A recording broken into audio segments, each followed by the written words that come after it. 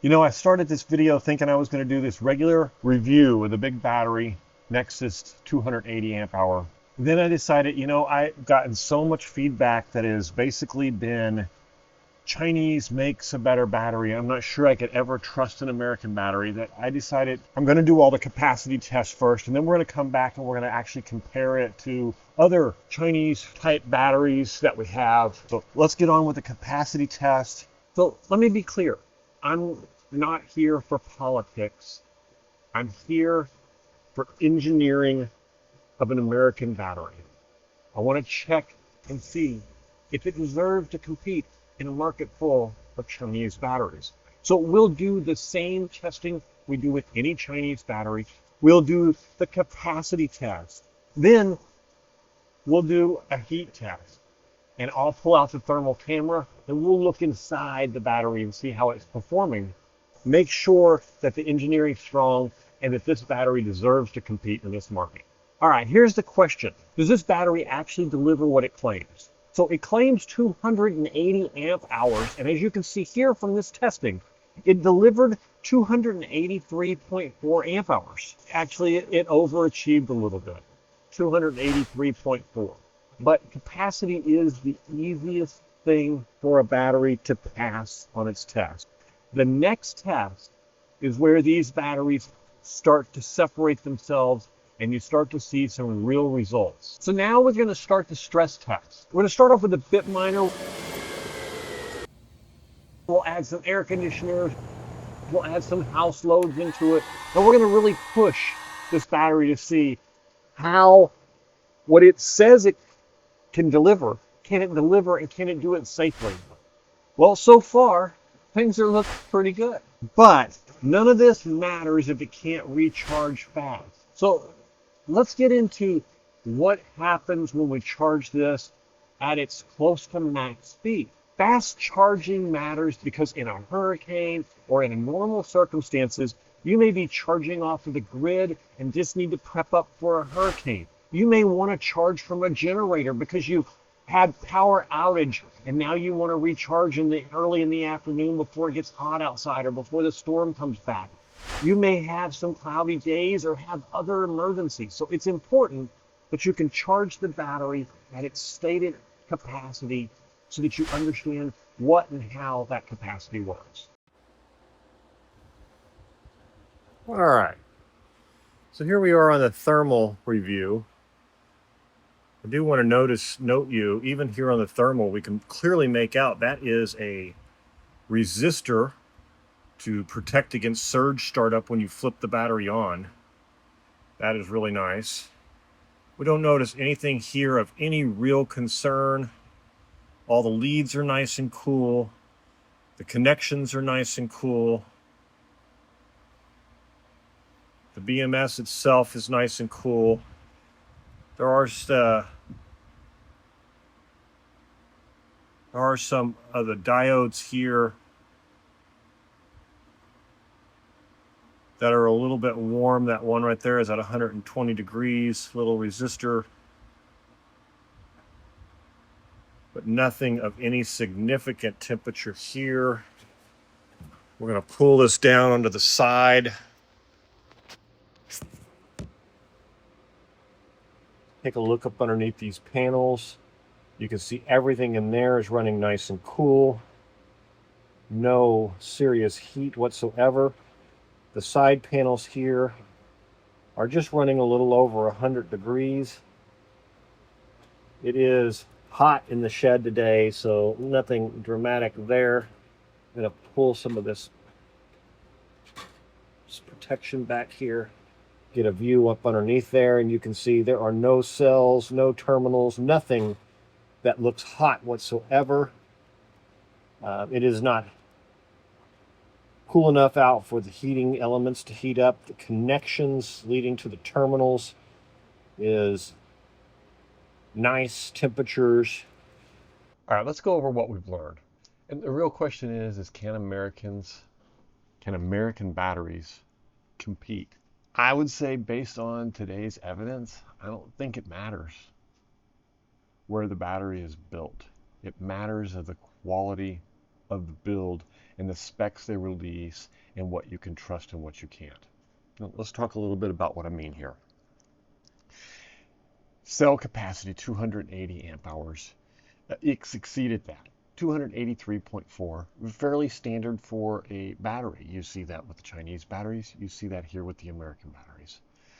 This is where things get a little bit different and where it becomes a little bit more obvious to me that what I'm hearing on the specs is really what I should be hearing and seeing, not what's being reported. And I'll give you an example. This battery reported that it could handle up to 250 or 150 amps of charge and discharge. I ran 150 amps of discharge. You saw me. I ran the air conditioner. I ran the bit miner. I ran a heat gun. I ran the hot water heater and the air conditioner at the same time.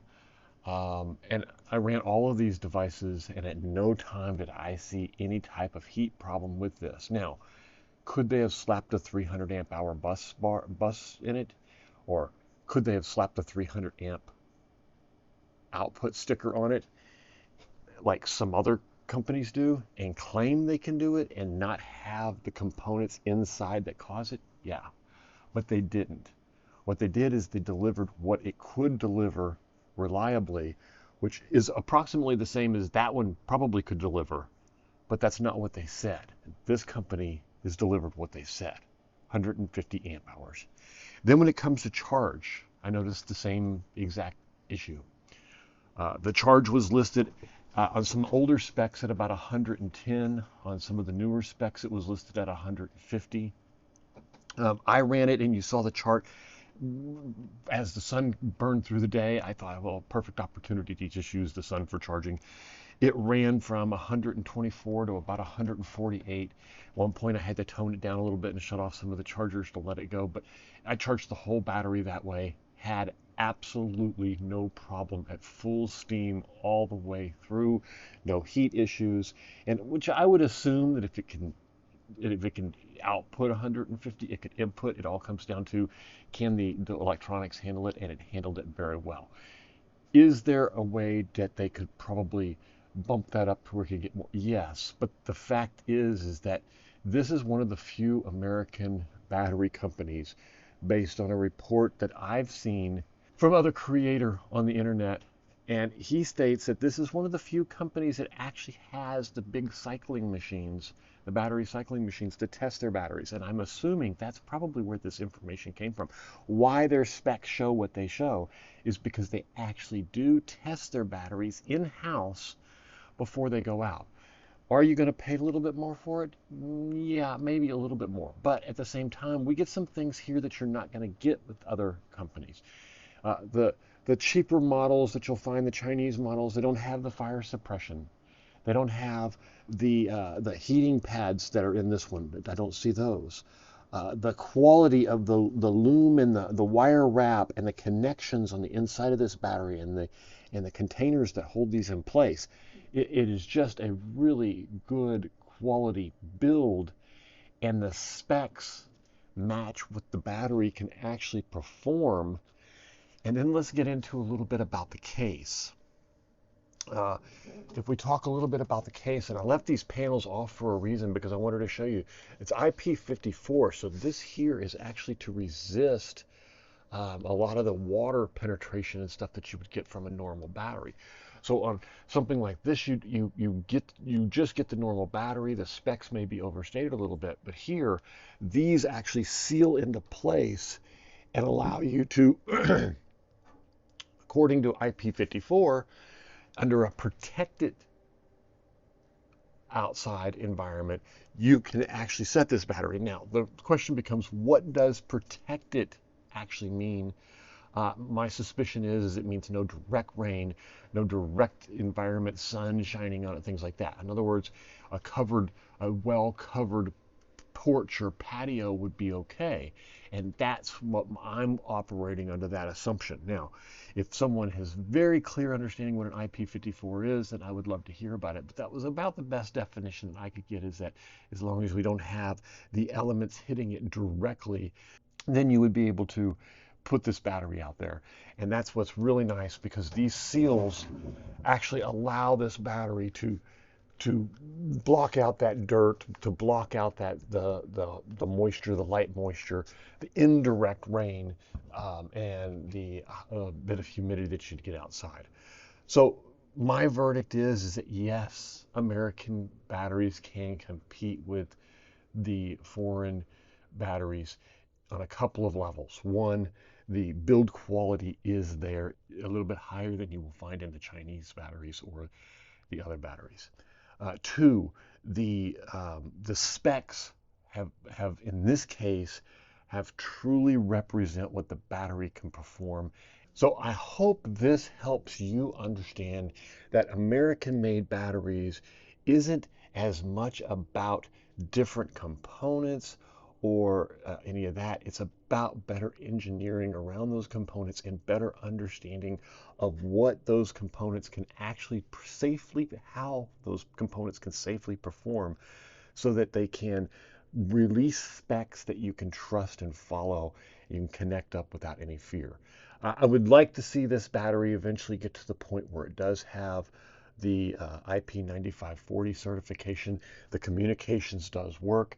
I'm suspecting that maybe the rapid shutdown is where the only real miss is, and it may even have that. And but I don't see any of the features other than that are missing from this battery that would prevent it from doing that, other than time and money, and maybe it's in the process of doing it. So it's a great battery. I haven't had any problems with it, and I'm very impressed with the honest release of the specs to tell people what the battery can perform, as opposed to overstating it like a lot of the competitors do, and trying to sell more batteries.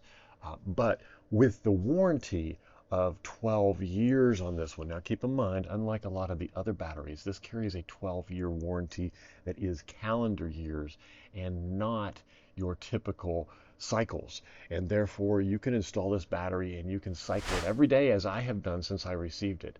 I cycle up and down every single day. I use the bit miner to ensure that I can burn off all the panels, and I've even upgraded to a whole bunch of new 13 kilowatt hour solar system just for the shed to cycle batteries on recently, to ensure that I can do this reliably. So this allows us to see this battery in real performance, and it is performing well compared to the competitors.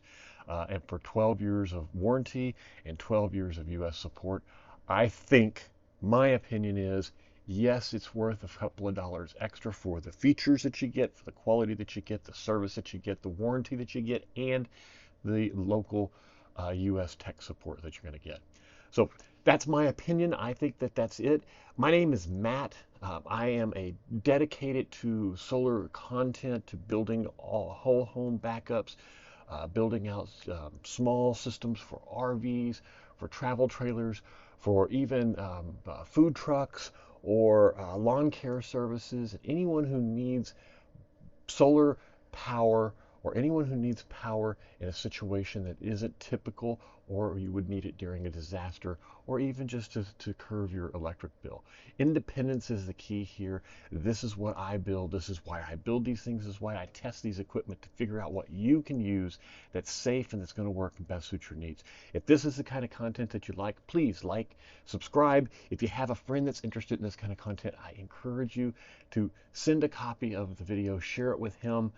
There's a link right down below for you to subscribe now. Don't forget to do it, and we'll see you on the next video. And thank you for watching. And don't forget, we've got 2 more videos about this big Nexus battery, and we are going to dig into it even deeper. And I'm really looking forward to the breakdown in the internals of this build right here, because it's looking pretty good. Talk to you then. Have a great day, and thanks for watching.